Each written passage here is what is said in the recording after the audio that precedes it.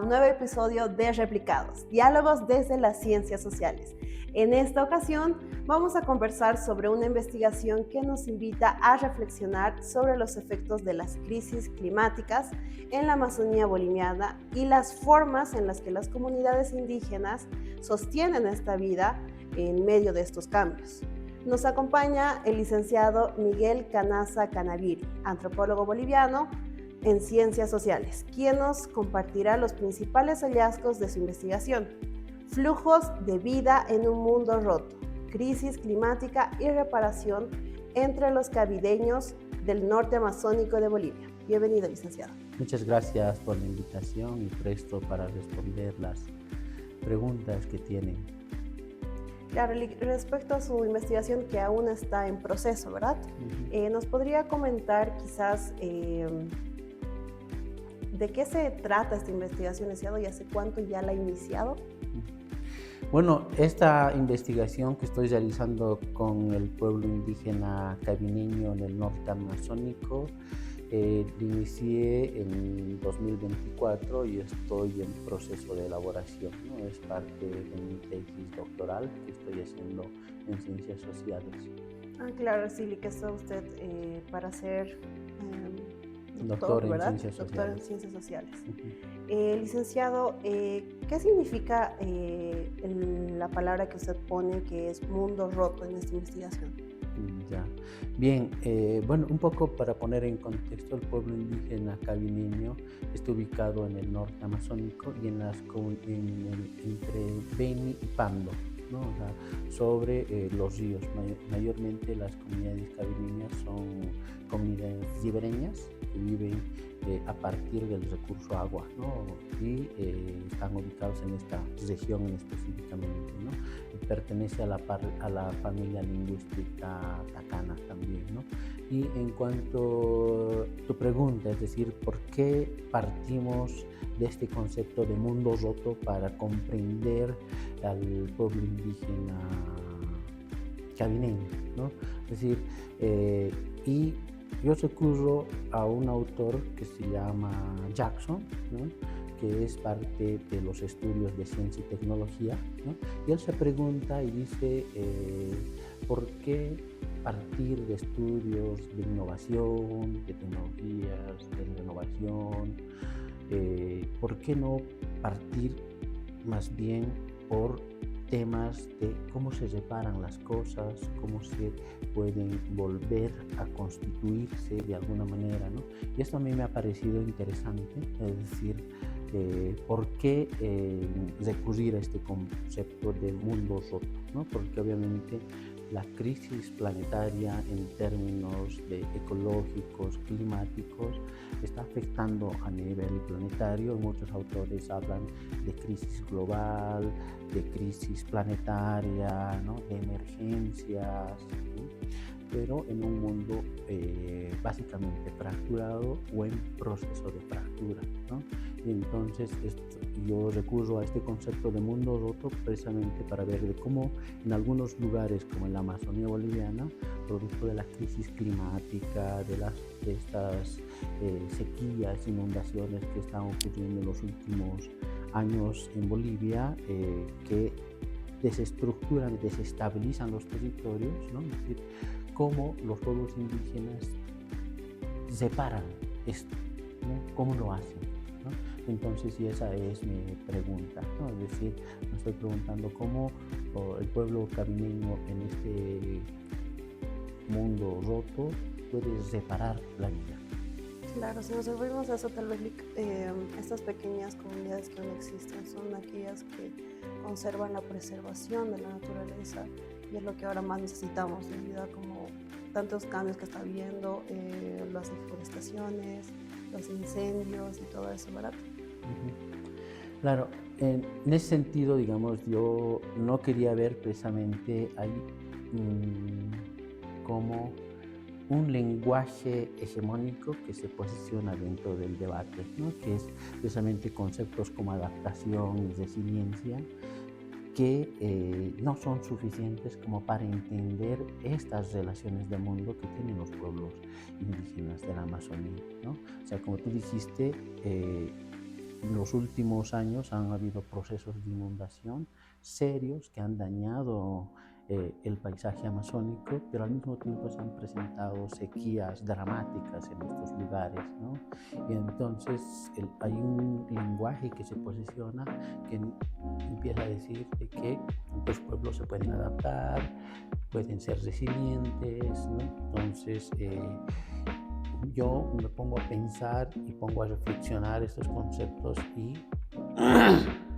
pienso que no son suficientes para comprender esta otra perspectiva de mundo en la que ellos están viviendo, ¿no? Entonces ahí voy y recurro a decir cómo ellos, a partir de sus formas y maneras de vivir la vida cotidiana en el mundo, pueden ir reparando esto, pero en un contexto de crisis, ¿no? O sea, ese es el tema de fondo, digamos, de que está ocurriendo en la Amazonía boliviana. Claro, y como usted lo mencionaba, si nos ponemos en esa parte, ¿qué críticas usted daría a los conceptos como adaptación y resiliencia? Bueno, de alguna u otra manera estos conceptos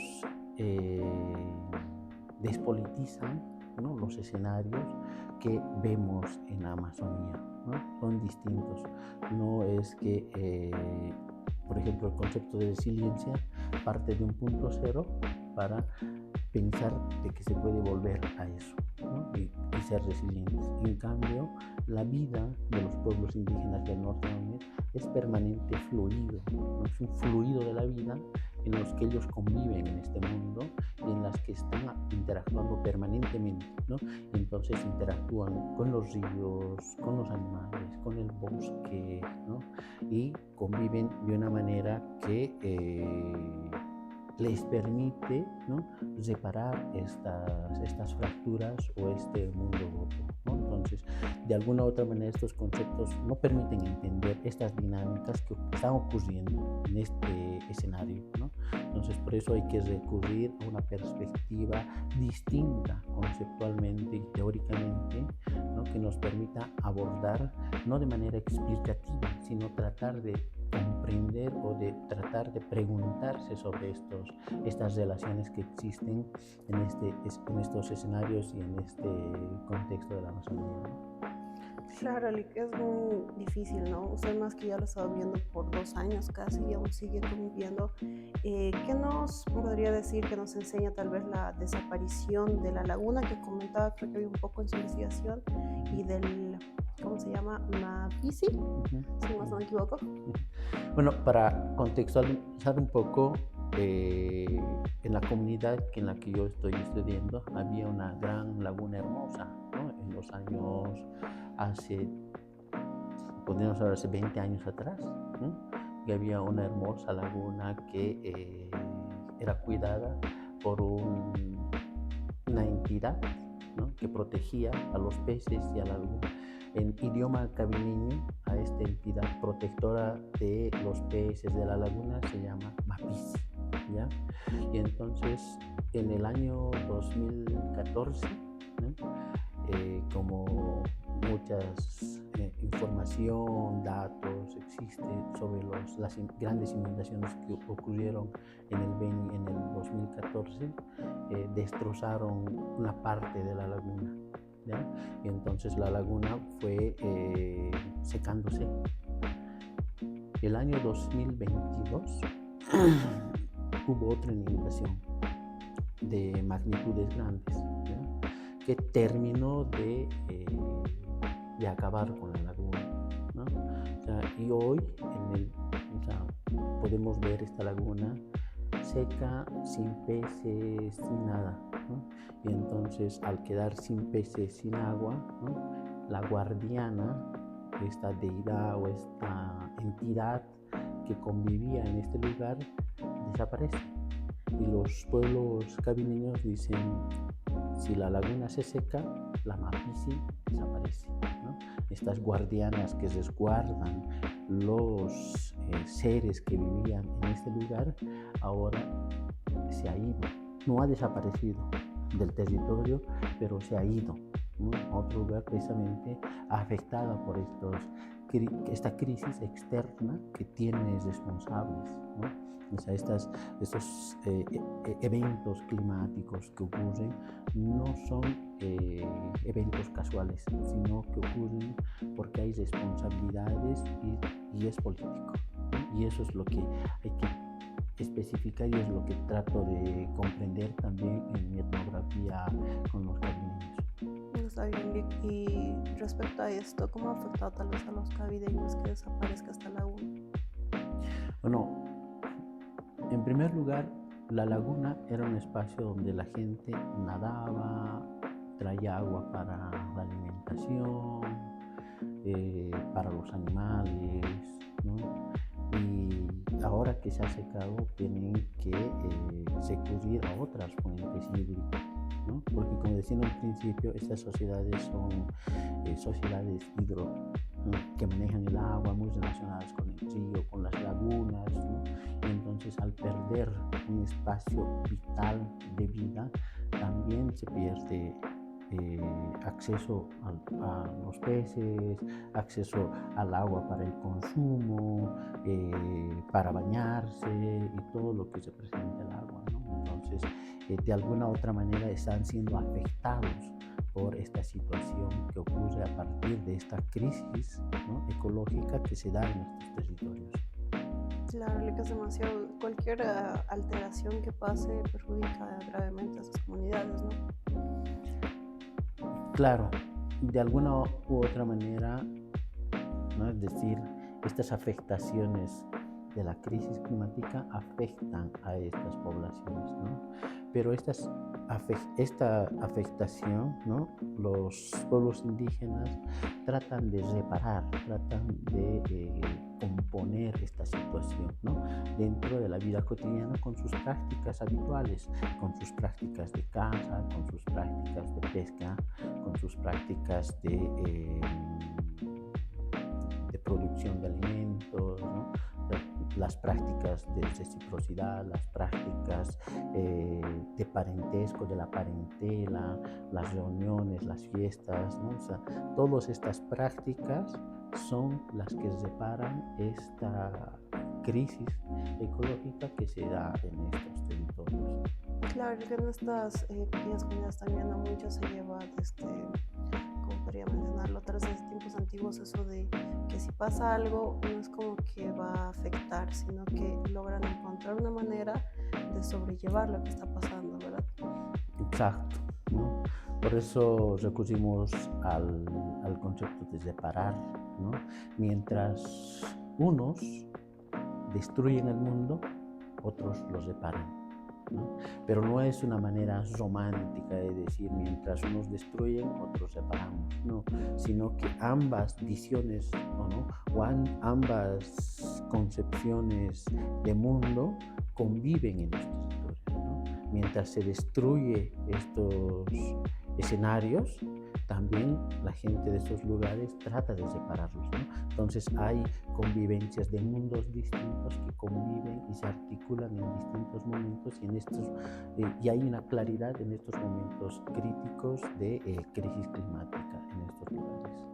Claro, licenciado, y pasando a otro tema, quizás podría indicarnos qué representan los pauros. También estaba leyendo para estas comunidades cabideñas.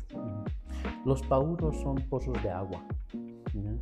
Entonces, cuando las distancias para ir a traer agua del río son muy distantes, las comunidades tienen que hacer excavaciones y buscar fuentes de agua, ¿ya?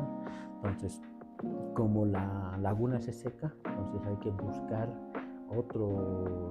otras alternativas, ¿no? En este caso son los pauros. Los pauros, en términos locales o en lenguaje local, significan pozos de agua, ¿no?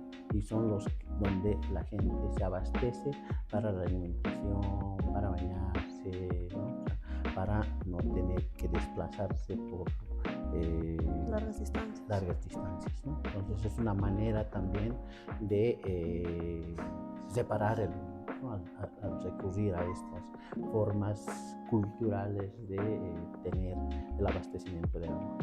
No, bueno, al menos con eso un poco aminoran lo que es este punto de la crisis, ¿no? Ujú. Después, ¿cómo ha afectado, eso quería saber, los incendios forestales a la vida cotidiana de estas comunidades? Bien, como ustedes saben, el 2024 Bolivia ha sufrido uno de los incendios más amplios, ¿no?, en los últimos años, ¿no? Se han quemado más de 10 millones de hectáreas, ¿no?, en Bolivia, donde principalmente las tierras bajas bolivianas han sido seriamente afectadas, ¿no? De todas las tierras bajas de Bolivia, también el norte amazónico ha sido seriamente afectado, ¿no? Entonces, por ejemplo, entre los meses de julio y agosto del 2024, la Amazonía Norte era una humadera, un humo muy fuerte, ¿no?, que afectaba los ojos de los niños, a la respiración, provocando enfermedades, diarreas, ¿no?, a la convivencia en la que estaban estos pueblos, ¿no? Y estos incendios también tienen responsables. Es resultado de toda una política extractivista y una política de ampliación de la frontera agrícola que tiene una visión de mundo distinto a la visión de los pueblos indígenas, ¿no? Entonces, por eso decíamos hace un momento de que ambos mundos conviven, se articulan, se entrelazan, pero están ahí presentes estas formas también de mundo distintas que ven a la naturaleza como recurso, solamente explotación, ¿no?, mientras otros no hacen una separación tan radical entre cultura y naturaleza, sino que los seres que pueblan el bosque, como los animales, las plantas, también pueden ser personas en las que se establecen relaciones y vínculos, ¿no? Y entonces, de esa manera también tienen elementos suficientes como para lo que decíamos en un principio, ¿no?, reparar el mundo. Sí, eso es verdad, licenciado. En estas comunidades generalmente ven tal vez, ven a la naturaleza como parte de la vida, no lo ven como un recurso del cual solo extraer, sino ven como algo que les da, pero tienen que cuidar si quieren que les siga dando, no proporcionando. Exacto. O sea, no hay una división como vemos habitualmente en el mundo occidental, la naturaleza por un lado, la cultura y la sociedad por otro, ¿no? Aquí, en estas visiones de mundo, los pueblos, esa división muy moderna y occidental no es clara, no tienen esa división como en el mundo occidental, y eso hace de que las relaciones que establecen con el mundo, con los animales, con las plantas, sea de manera distinta, ¿no? Por eso se puede concebir, por ejemplo, a las deidades como la Mapisi, cuidadora de la laguna, del agua, de los peces, como parte de las relaciones que se pueden establecer entre personas, ¿no? Personas que viven en la comunidad y personas que están en el bosque, pero que pueden establecer vínculos y relaciones. Claro, licenciado. Bueno, este tema es muy amplio y creo que tal vez necesitamos otra oportunidad cuando ya esté más avanzada su investigación o cuando quizás ya la logre terminar para responder esta pregunta, ¿no?, de reparar el mundo. Pero, licenciado, para un poquito abordar, ¿nos podría dar un mensaje que deje esta investigación para quienes no vivimos ahí, pero quizás deberíamos conocer? Yo creo que aproximaciones de esta naturaleza, ¿no?, nos pueden permitir comprender otros mundos que quizás no lo entendemos y no comprendemos, ¿no? Entonces creo que la visión antropológica, ¿no?, de comprender otros mundos, no en el sentido de decir, sí, puede haber otros, ¿no?, sino cómo nosotros nos acercamos a comprender y a preguntarnos sobre estas existencias distintas de mundos que conviven y que están presentes, ¿no? Entonces yo creo que es muy importante que mostrar estos mundos distintos, múltiples, pero que conviven. Y eso es lo que tenemos que tomar en cuenta, ¿no? Y conocer la Amazonía, que es parte de nuestro territorio de Bolivia, creo que es muy importante también para que nos acerquemos a comprender otras maneras de vivir el mundo y sostener la vida. Es que es muy diferente conocer esta parte del mundo, porque muchos quizás estamos preocupados en los que estamos ahora, ¿no? Como lo cotidiano que es estudios, trabajo y demás, pero no sabemos todo lo que está pasando detrás en esas pequeñas comunidades o pueblos y cómo le están pasando con algunos cambios que existen. Exacto, precisamente para comprender, pero no solamente para comprender, sino también para involucrarnos en estos eventos que pasan y tratar de plantear no tanto respuestas, pero sí alternativas posibles que nos permitan comprenderlo, estas dimensiones distintas. Claro, porque una cosa es saber y otra cosa es llegar a comprender estos temas.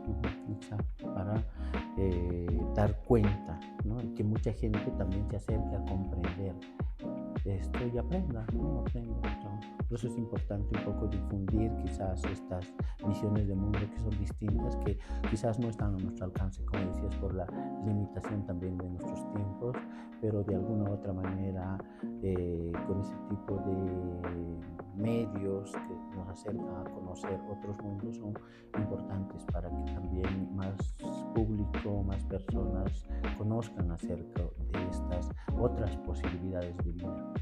Sí, eso es verdad, licenciado. Bueno, para concluir, porque ya se nos ha hecho hora, hemos llegado al final de este episodio de Replicados. Esperemos que les haya gustado. Como siempre, recordarles lo que acaba de decir el licenciado. Es importante conocer acerca de todo lo que está viviendo, más que nada en la Amazonía boliviana, y no solo conocer, sino también llegar a preocuparse y llegar a empatizar con todo lo que está pasando. Los invitamos a seguir nuestras redes y para conocer más acerca de las actividades de la Facultad de Ciencias Sociales. Gracias, licenciado. Nos vemos hasta un nuevo episodio.